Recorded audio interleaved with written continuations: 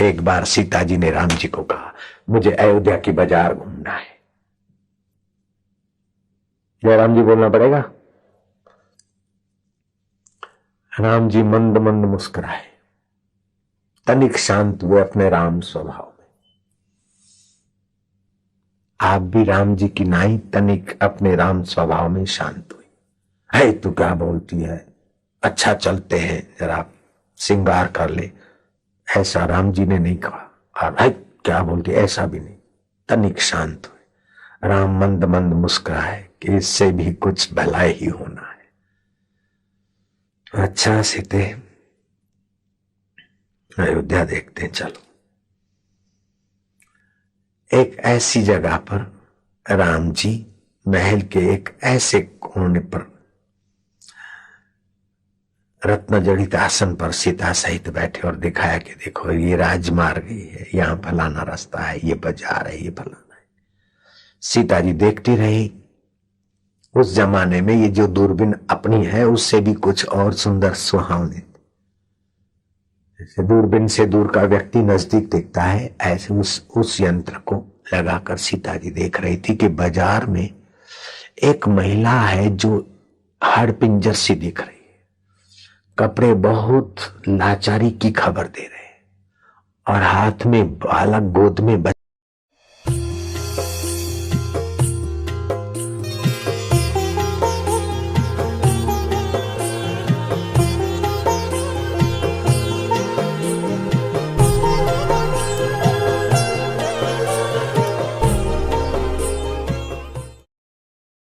है।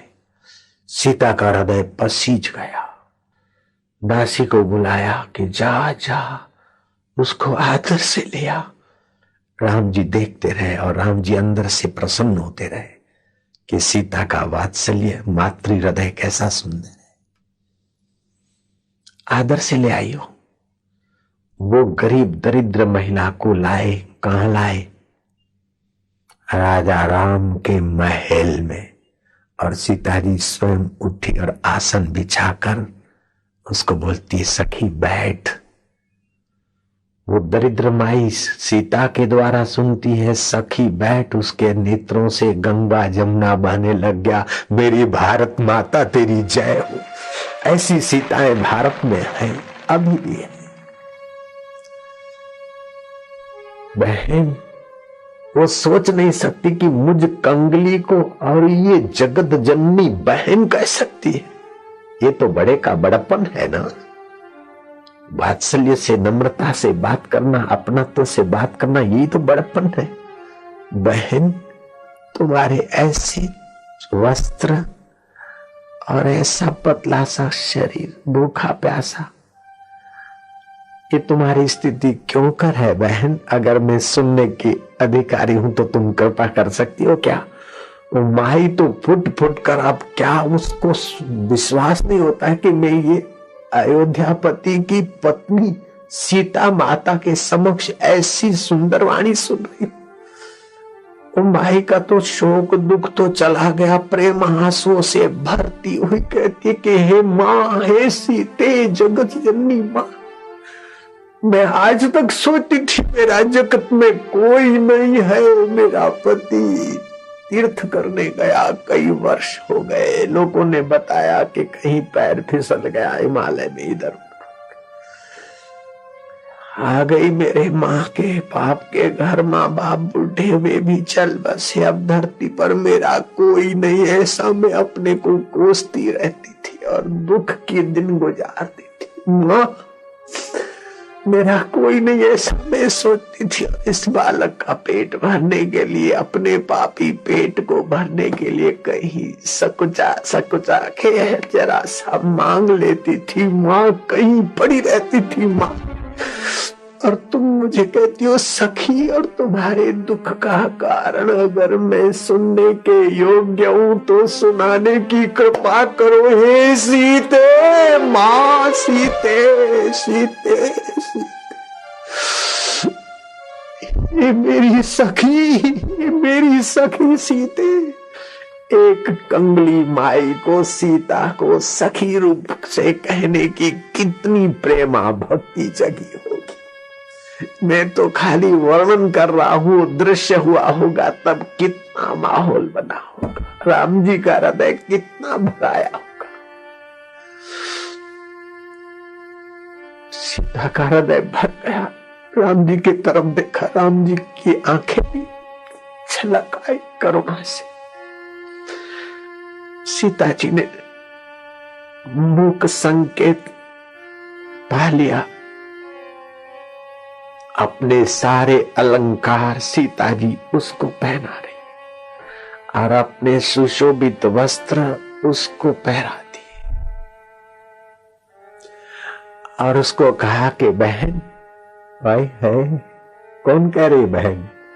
जगत जननी सीता जी उस कंगली ब्राह्मणी को कह रहे कि बहन, लखन भैया को कहना कि सीता की आज्ञा है, 1,00,000 स्वर्ण मुद्रा तेरी सेवा में लगा दे, तू जहां लेना चाहे, रहना चाहे, मकान आदि और पैसा तेरी व्यवस्था। 1,00,000 सोने की मोहरें मिल गई और जीवन यापन करने वाली उस ब्राह्मणी को संतुष्ट करके सीता जी रुकी नहीं। सीता जी ने राम जी का संकेत पाया और आदेश जारी कर दिया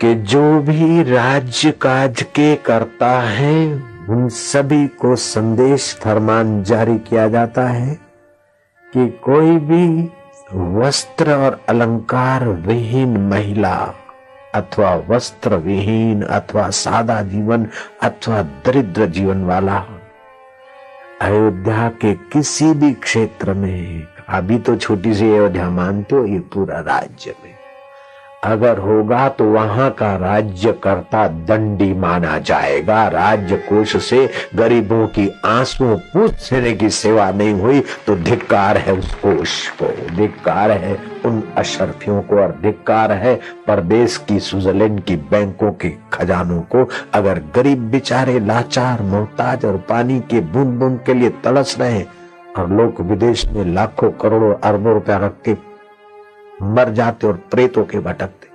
मैं स्विट्जरलैंड में गया, मुझे लोगों ने कहा कि बापूजी ये $5 मिलियन का मकान है। 5 मिलियन मतलब 25 करोड़, आज के जमाने में 24 करोड़। मैं क्या किसका है? बोले बापूजी एक नेता का है, गरीब देश के नेता का है। मुझे लगा कि हाय रे नेता, 25-25, 20-20 करोड़ का मकान रखा है हवा खाने को, तो तू हवा खा भी सकेगा कि क्या करेगा? मैंने अपनी आंखों से वो मकान देखा स्विट्जरलैंड। मेरा जब प्रवचन कार्यक्रम था तब, जब हवा खाने के लिए 25-20-25 करोड़ का हम मकान ले लेते हैं परदेश में, तो बैंक में कितने पैसे होंगे? और वे हवा खाएंगे, रोटी खा सकेंगे कि प्रेत होके भटकेंगे, वो तो अल्लाह जाने। लेकिन अभी तो प्रजा का शोषण होता है, खून पीता। अरे गाफिल न समझा था, मिला था तन रतन तुझको, मिलाया खाक में तूने, ऐ सजन क्या कहूं तुझको। संग्रह संग्रह संग्रह कब तक? शाही और गदाई क्या कफन किस्मत में आखिर, मिले या ना खबर पुख्ता ए कफन और वतन तुझको। ए गाफिल न समझा था, मिला था तन वतन तुझको, मिलाया खाक में तूने, ए सजन क्या कहूं तुझको।